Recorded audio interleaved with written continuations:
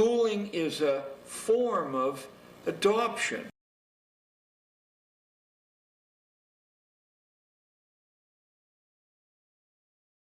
You give your kid away at his or her most plastic years to a group of strangers. You accept a promise, sometimes stated and more often implied, that the state, through its agents, knows better how to raise your children and educate them than you, your neighbors, your grandparents, your local traditions do. They boycotted. Then they boycotted the U.S.-Soviet education agreement information I got out. They boycotted the latest abridged version, which you're selling, right? The deliberate dumbing down of America, because they don't want anybody to know that it's not Common Core, it's unelected boards brought about by school choice funded with your tax money. So adopted. By the time the child returns to the family or has the option of doing that, very few want to. Their parents are some form of friendly stranger too, and why not? In the key hours of growing up, strangers have reared the kid. Now let's look at the strangers, of which you were one and I was one. Regardless of our good feeling toward children, regardless of our individual talents or intelligence, we have so little time each day with each of these kids, we can't possibly know enough vital information about that particular kid to tailor a set of exercises to that kid. Oh, some of us, will try more than others, but there simply isn't any time to do it to a significant degree. So what we do is accept, and of course if we don't accept this, we're fired or harassed. We accept a state's prescription that's written in manuals. You do this first, and this second, and this third, and here you have a little latitude to talk to the kids. And the way the state checks on whether you've followed that diet is there's standardized tests given at intervals. If your kids do badly, it does not mean that they're bad readers or anything else. It means that they haven't been obedient to the drills the state set down, and they're marked for further treatment later on, or they're marked to be excluded from responsible jobs. Perhaps some ways by being excluded from the colleges that lead to responsible jobs, in other ways from the licenses that lead to responsible jobs. This was all worked out. It didn't evolve by a lot of rational people saying, we'll take this, this, and this from the past, then the next generation will take this, this, and this. This was set down largely in a handful of places. Prussia was perhaps the most prominent of those places. And the Prussian experiment leaped into the United States almost immediately in the 1840s, leaped into the United States. Its propagandists covered the country here. Its backers, its financial backers, set up the most important teacher training institutes and financed those institutes. And then no one was allowed to become a teacher who didn't more or less subscribe to the fact that experts could create a curriculum and pedagogues could administer it. Well, that's exactly what Horace, the Roman essayist, talked about in several of his essays. He said, the master creates the lessons. The pedagogue, the teacher, administers the lessons. But if you find the teacher creating the lessons or deviating from the direction those lessons are headed in, you get rid of the pedagogue. The teacher was pleased. Maya no longer spoke out in class and seemed to be more focused on her work. And now, a little history.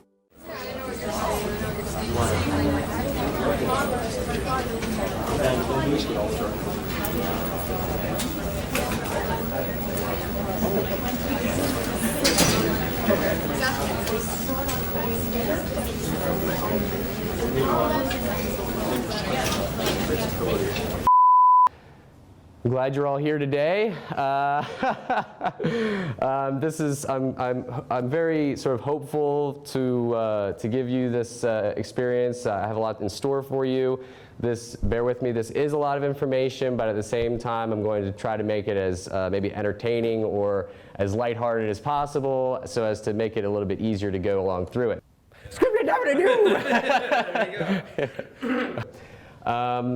A history of the education system. That is the subject of this sort of lesson today.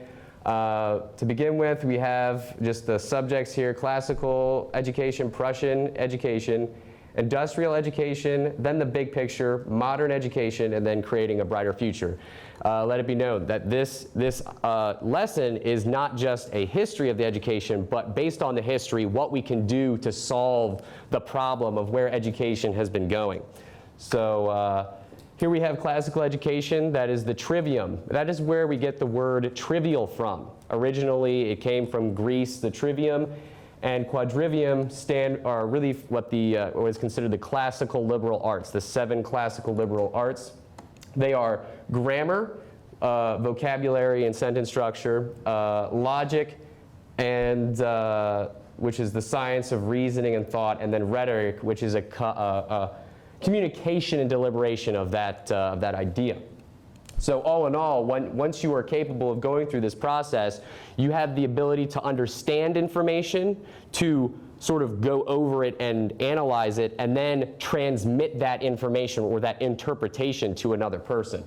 And then the quadrivium, that is a little bit more of a complicated subject in terms of its subject matter, but it is math, geometry, music, and astronomy. Math is pure number, geometry is number in space, and music is number in time. Astronomy, however, is number in space and time. This is, once you've gone through it, you have become able to understand your reality and be able to sort of communicate it to other people. Now, it's important because this was withheld from the general public during the times of Rome and Greece as a way to control them. And it's very important to acknowledge that in today's world when it is not being taught. The originator of this, one of the originators is Plato and Aristotle were sort of the originators of this education system. And one of the sort of quotes, this is maybe a paraphrasing, but the trivium is a way of thinking. And the 3 ways of thinking are really sort of the ideals of critical thinking and sort of breaking down of an idea in your mind so that you can really digest it. And one of the quotes from Aristotle was that an educated man should be capable of considering and investigating an idea or concept thoroughly without necessarily embracing or dismissing it. So you're taking information, but you're not necessarily believing everything you're told.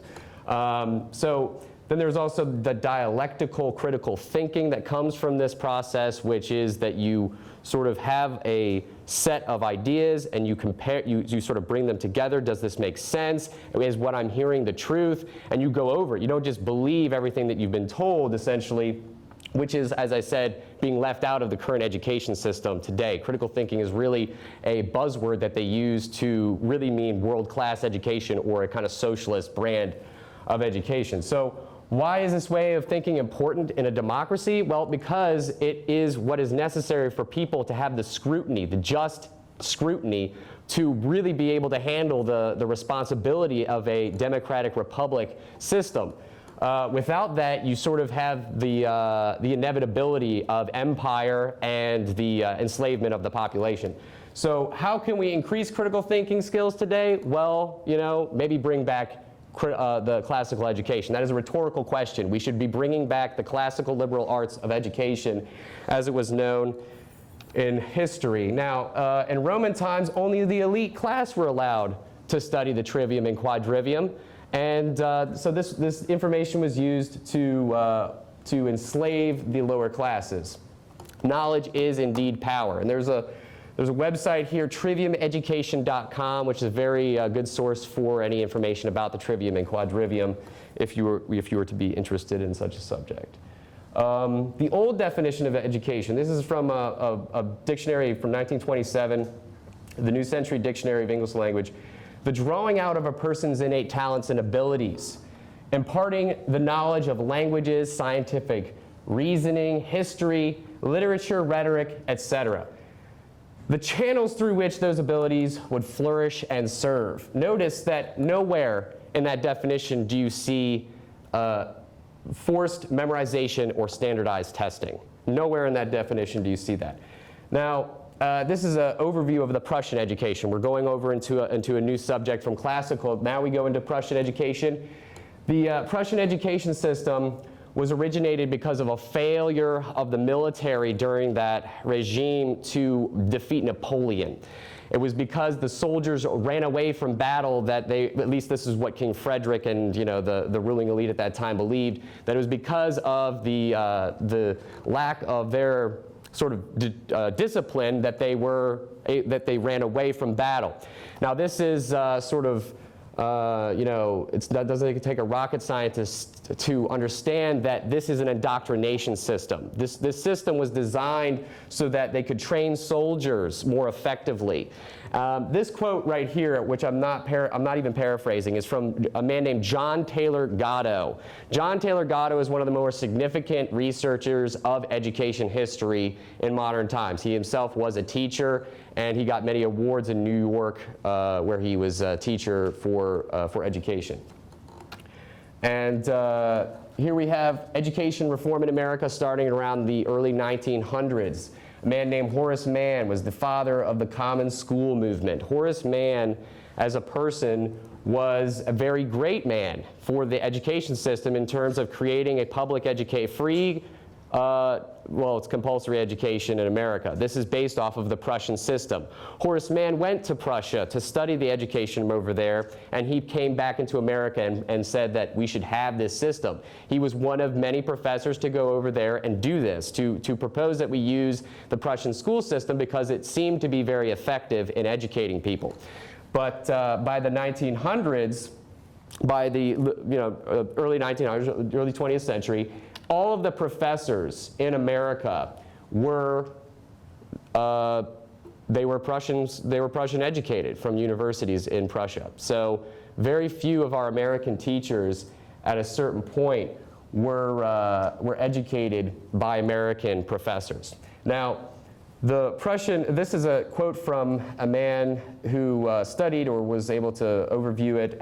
Thomas Alexander is a French man from sort of aristocratic background, but he basically said that the Prussian citizen cannot be free to do and act for himself, that the Prussian is to a large measure enslaved through the medium of his school, and that his learning, instead of making him his own master, forges the chain by which he is held in servitude, that the whole scheme of the Prussian elementary school education is shaped with the express purpose of making 99 out of every 100 citizens subservient. The elementary schools of Prussia have been fashioned so as to make spiritual and intellectual slaves of the lower classes. This is what we have going on today, folks. This is what we have going on today through our public education system, through Common Core and things of that nature. Now, I don't want to dwell on that too much, but basically the Nazi connection ties into this very well. They had this education system for approximately 100 years, and this was the product. This was the product of that education system over a period of time. Guess how long we have had this kind of education system? Over 100 years. So you can imagine we are ripe. We are ripe for essentially that kind of a dictatorship in terms of our public awareness. John Dewey, industrial education is a shift from that. There was the Prussian education system, but it also became a more industrial model. Now, it already had an industrial element to it. The Prussian education system, as far as it goes, is very highly industrially designed. It's the dinging of the bell, the sitting in the desks, everything is oriented towards that kind of a model. John Dewey, the philosopher in this time, was very influential in creating the idea of, he believed that academic education is irrelevant, that we need to have industrial quality to the education system because it won't prepare them if you have academic education. It won't prepare them for the industry that they're going to be working in. So he essentially advocated for the industrial models of education, and he was the authority at that time. He was one of the greatest philosophers of education, according to history, during the late 19th and early 20th century. Some of his books are listed below. And I'm going to move on. So the roaring hustle, the education of what our present education is founded on was during the early 1900s, John D. Rockefeller Foundation General Education Board was incorporated by the Act of the United States Congress. Now the connection to the Rockefeller the Rockefeller interests is you can't have the education that we have without it. You cannot have the education system that we have without the Rockefeller Foundation, without the sort of think tanks that were created during that time, the CFR and the Council on Foreign Relations and so on and so forth. These things have influenced the education system thus far. The Federal Reserve Act as well. Now, this is a dot that we have to be able to make a connection to. The industry wants more industrial education. Who is feeding the industry? The Federal Reserve.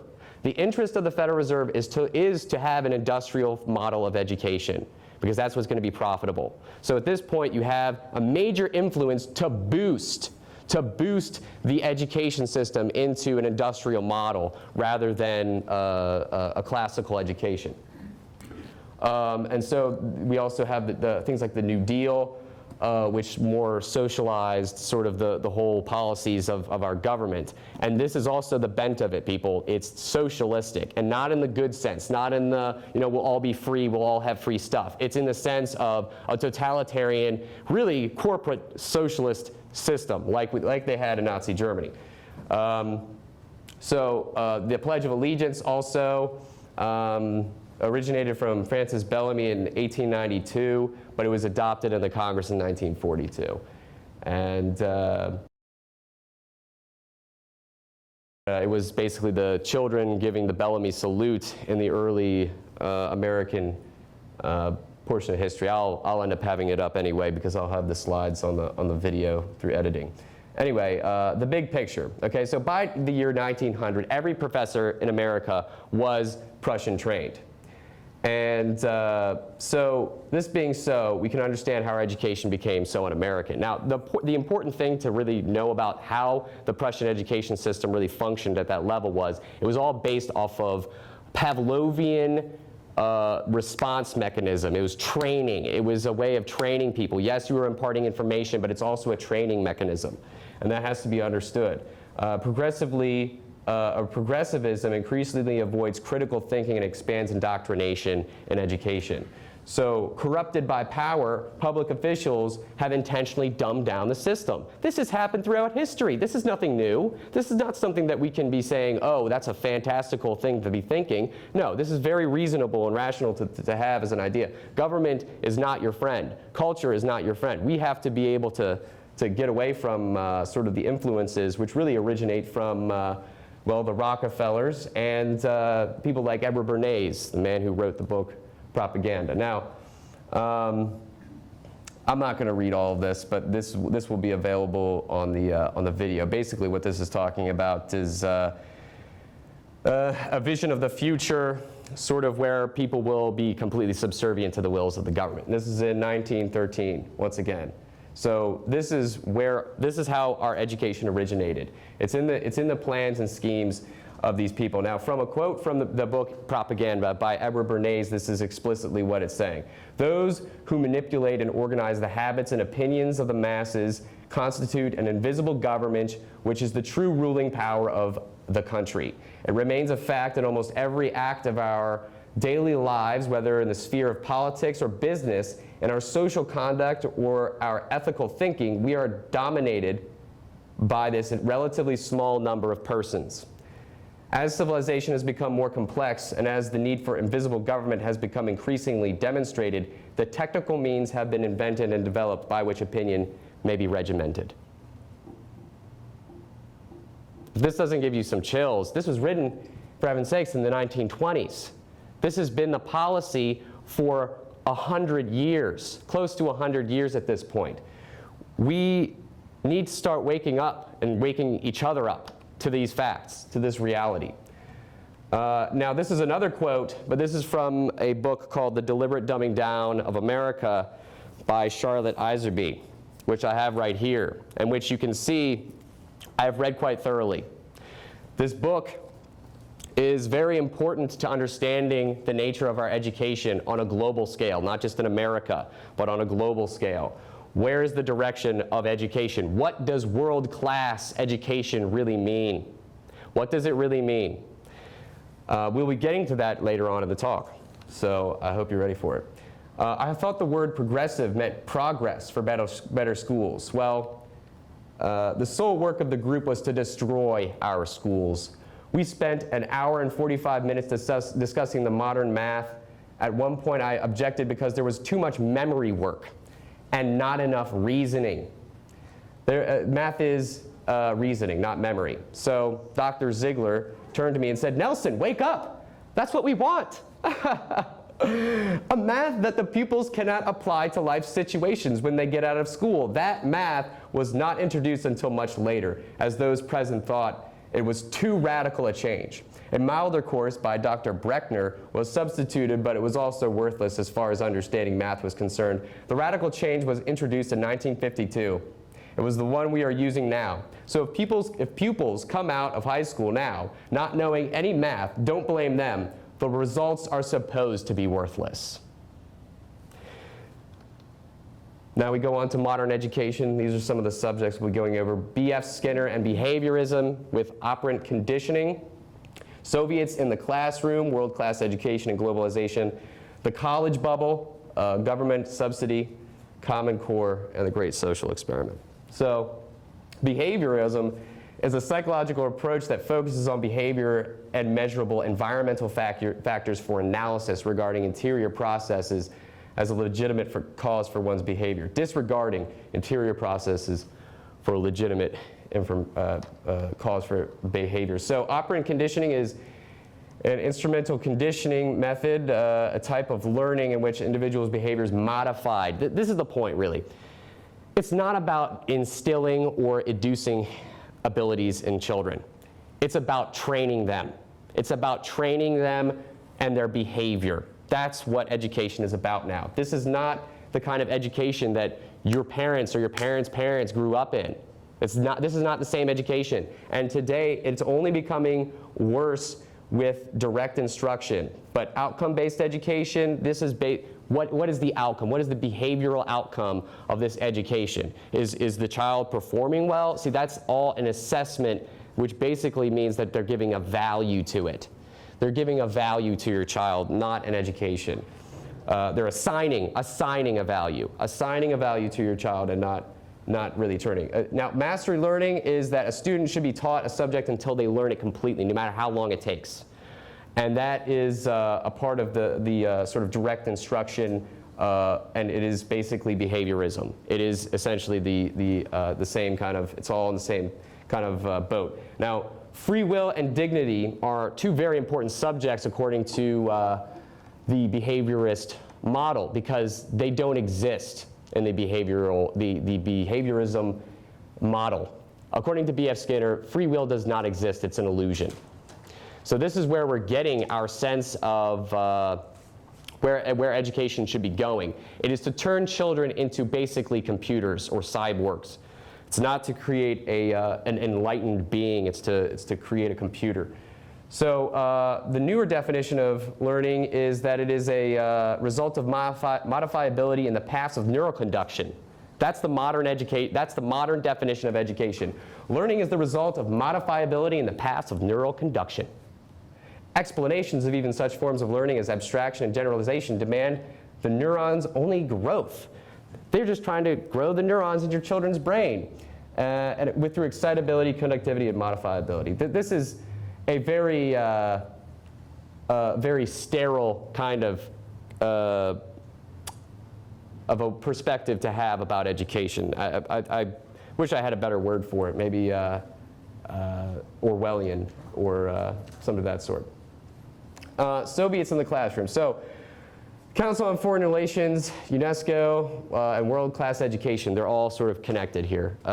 It's about the globalization of education. That's why you have the term world-class education. UNESCO is a very integral, it's the UN's branch sort of education, research, and development. and the CFR is sort of the media arm of that. They are the loudspeaker of the message of world-class or globalized education. And during the 1980s and 89, there was an article written by Charlotte Iserbyt, the author of this book here, Deliberate Dumbing Down, which exposes the general agreement between the USA and the USSR on contacts, exchanges, and cooperation in scientific, technical, educational, cultural, and other fields, which calls for a Supreme Court decision to allow Soviet policies and techniques in the classroom. And since 1989, we can see very, very easily that this is taking place. Now we have the college bubble. Now, I didn't go to college. I didn't study at a college. This is none of the information that I'm telling you is from a college, and frankly, you're not going to learn this information at a college. That's why I'm actually glad that I didn't go to one to learn any of this information or learn to teach myself. I believe that that's really what really education is about, is teaching yourself, ultimately. That's really the only teacher that you can really rely upon, and that's why it's so important that we have the trivium and quadrivium to be able to sort of as a guidepost for learning. Now, the American student loan debt is currently estimated, and I checked this only a few days ago, at $1,199,279,000,000. And it's only rising by, 2,853 per second. That's an incredible figure, and it's been subsidized by the government. So that means that the taxpayer is paying for student loan debts that have been created because of the really the collusion between the government and the college system. Now, in 2012, the overall unemployment rate averaged 8.1%, and the unemployment rate of workers under age of 25 was at 16.2. Now, this includes college graduates with at least a bachelor's. So the number is twice as high for the youth or for the people who have gone through education. Now, modern education. We're going on to a new subject here. This is sort of getting into the nitty-gritty of our current times. The great social experiment, globalization. This is all sort of tying into each other, and we will see how it goes. So, effective school research, character development, and industry indoctrination of our children. At this point, and I've said this already in this talk, we're talking about the development of character. It's assigning a value to your child rather than imparting information. They're assessing, and this is something that is in some of the appendix here of that book, but some of them are actual pamphlets. But what they're doing is they're assigning a value to the child, and that value itself is sort of determined by a number of factors. And when I say a number, I mean a multitude of factors. We're talking about their dental history. We're talking about their behavior in school, from factors of, have they had a nosebleed this year? Have they had any kind of issues with psychological disorders? You name it. And this is all accessible and shareable between any school that this child is going to. You have at that point a complete and really comprehensive sort of information about every child in the system. And at a certain point, you have to guess, or you have to sort of look at it and say, is this the kind of education that I want for my child, where my child basically has their entire life sort of analyzed and probed. Essentially, the purpose or the objective of the education, American education, is that it's to change the thoughts, feelings, and actions of students. So what does that mean in real terms? To change the thoughts, feelings, and actions of the students. Let's say the student happens to be a Christian. Well, we're going to have to change that. We're going to have to change your thoughts, feelings, and ultimately your actions. This is the premise of this is primarily to modify your child or modify the student into a perfect little perfect little regurgitating a propaganda pod, basically, a interplanetary carbon unit programming pod. That's what they are designed to be. And so essentially, many studies done to develop education were funded by foundations, funds, and industrial organizations. We're talking about the Rockefeller Foundation and Bill and Melinda Gates Foundation and so forth. These are industrial-based institutions that have an agenda. Where is the money? Where to follow the money? What is the Bill and Melinda Gates Foundation agenda? I mean, it doesn't take a rocket scientist to figure out that they're trying to sell computers and to develop little computers to have work on them. So here we have globalization. Now, obviously, globalization should be a good thing. Really, you know, as an ideal, we should have a world of peace, a peaceful planetary sort of global system. But industry has globalized, and so with it has education become globalized. Now, in the book Schooling for a Global Age, 1980, the preface goes as follows. Parents and the general public must be reached, also taught a global perspective. Otherwise, children and youth enrolled in globally oriented programs may find themselves in conflict with the values assumed in the home. And the educational institution frequently comes under scrutiny and must pull back. Well, no wonder you have to pull back, because this is a system that you're coercively implying or instating into the system, into the population without their consent. This form of globalization, when really considered, globalization and global governments without the consent of the governed is tyranny, period. Global governments without the consent of the governed is tyranny. End of story. It's global tyranny, in fact. So we have to look at this from a historical perspective. Given history, what is more likely to be the product of a global tyranny? A universally high quality education or a universally low quality education? Corporations and branding in school is another issue. You have basically at this point brands like Coca-Cola vying for the school's money to be spent on vending machines. You have different technologies like Microsoft who have their technologies being put into the schools as well through subsidies from government and corporations. So the incorporation of school. The schools have become a method of training new workers. That's it. That's all our education system is really about. And I can't drive this nail any deeper. You know, commodification, the standardized, what education has become is a commodity. That's what your children are. They're human resources.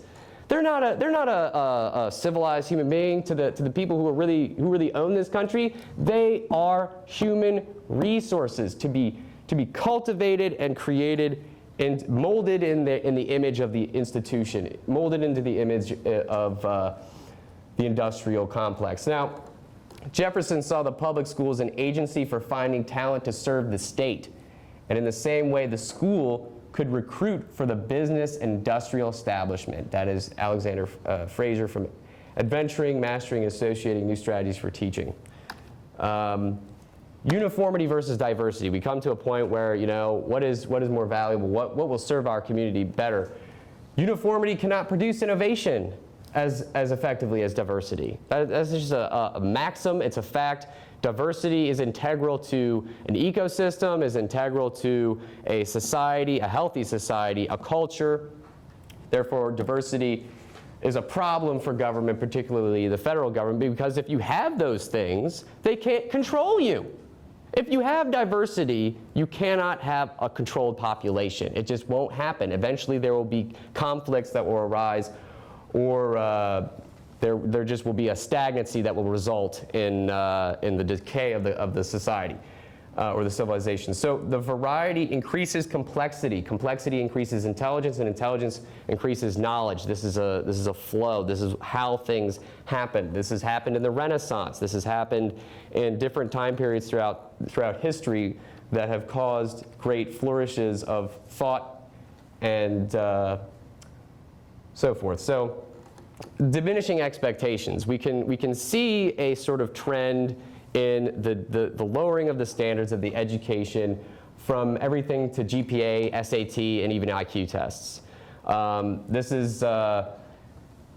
This may mean lower standards, not higher intelligence. The fact that this is happening is more of a product of a changing a system from above, not because of the organically improving intelligence of the populace. So Common Core claims to heighten standards, but instead it complexifies the subject matter to a point towards more digital ways of thinking. The mathematics that they're teaching is far more kind of computer-oriented or sort of based than computer thinking patterns than they are sort of intuitive based or creatively inspired. And that's more, I believe, and I think that it's been shown throughout history that it's more important to have the intuitive and intellectual rather than just the intellectual, or rather than just the sort of logical thinking. So according to the education sector, which is a sort of a nonprofit group that is involved in education, an American Institute for Research, high standards bring out the best in students. So it is a fact, or it can be shown, that the higher standards actually doesn't matter whether the people are in an lower economic status or whether they are higher economic status. Higher standards work better. And that is why I'm proposing the revival of the classical liberal arts, because that would be heightening the standards, especially if we were to bring new knowledge into those subjects. So in math, the watchwords are focus, coherence, and rigor.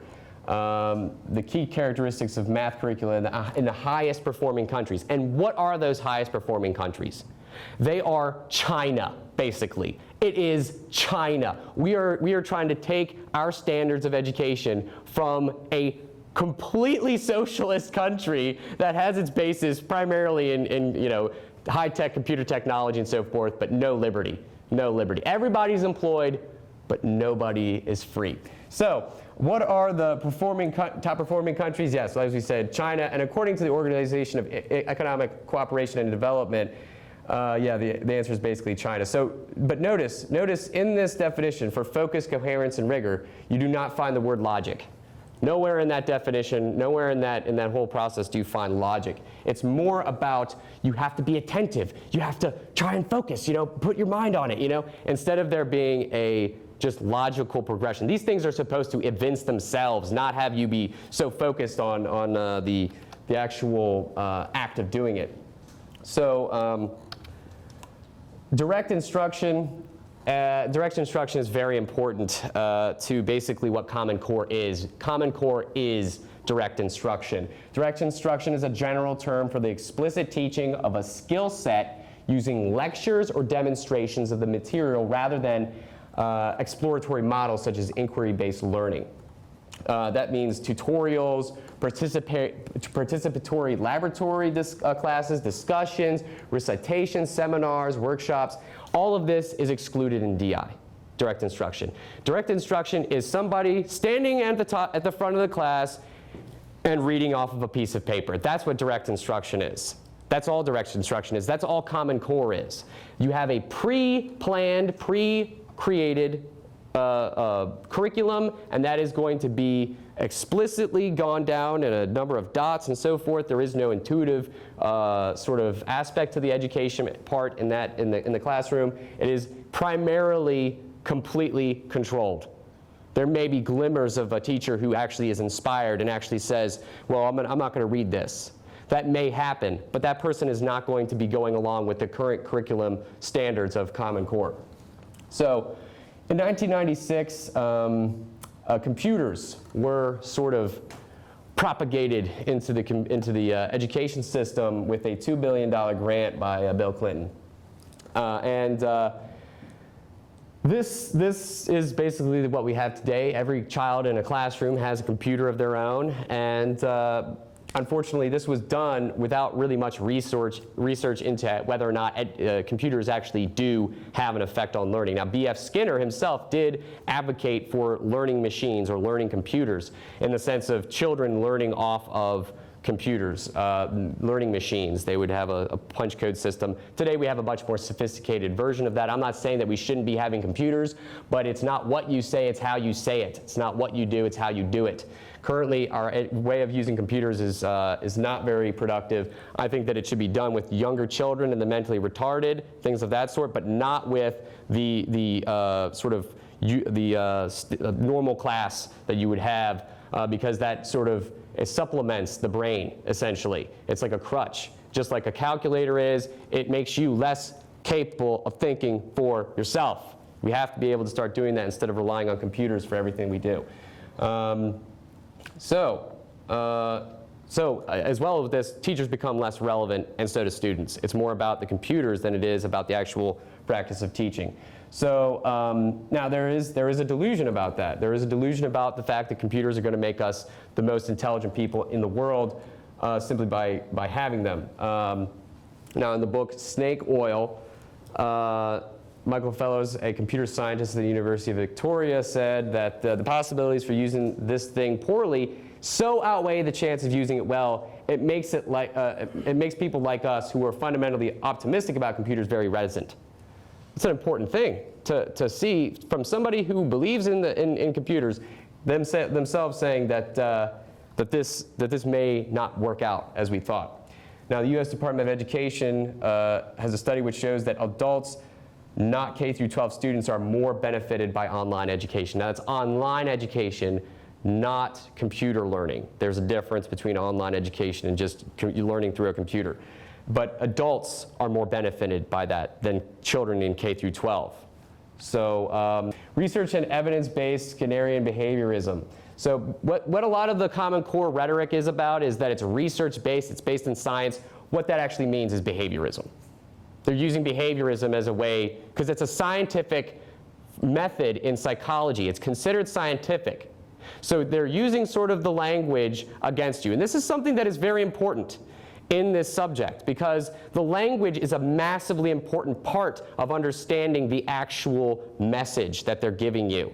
The message that they're giving you is, we're going to train your children to be workers. But what they're telling you is, we're going to educate your children to be critical thinking, based on science, based on research. All of the research is based in Skinnerian behaviorism, basically the training of the children, and all of that originates from training doves or pigeons how to shoot bombs, basically. It was a military research that he originated this idea from, that you could train anybody to do anything, basically is the perspective of behaviorism. Now,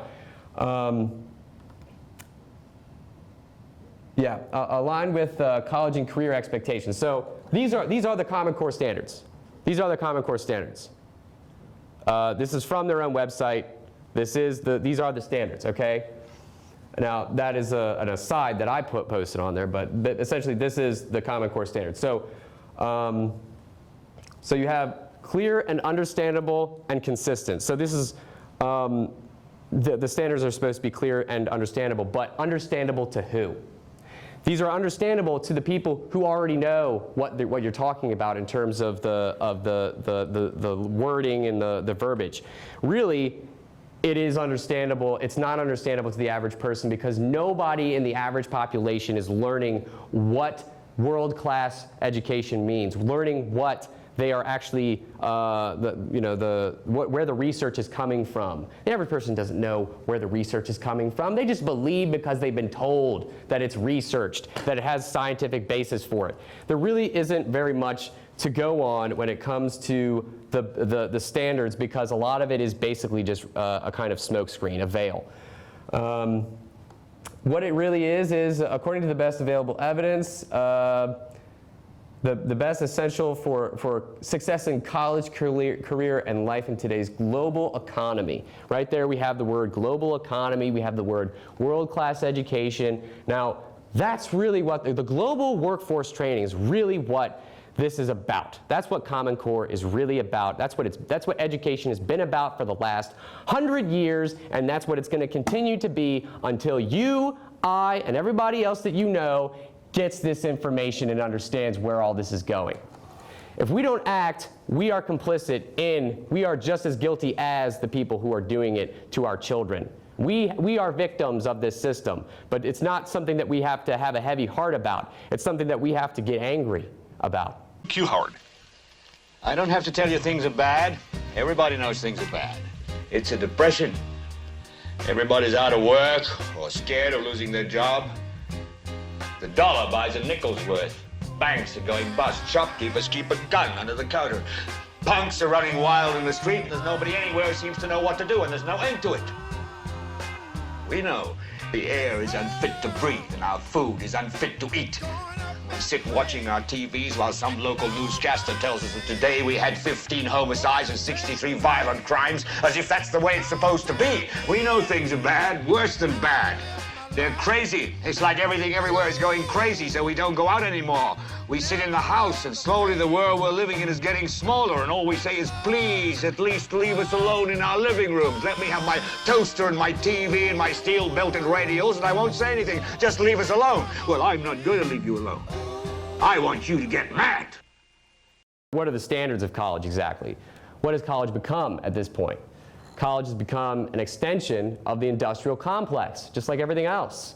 It's essentially just a recruiting forum for the industrial sort of aristocratic class, and essentially you have outside experts prescribing what is best for students and teachers who remain essentially voiceless. Uniform outcomes are designed and implemented in a curriculum that reduces thinking to a mental processing.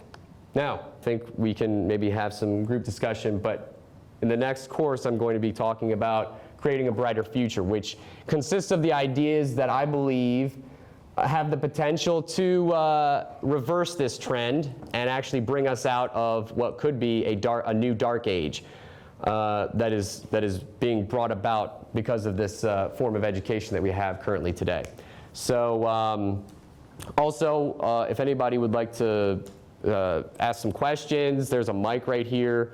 And after this, I plan on having a group discussion with all of you. So, yeah.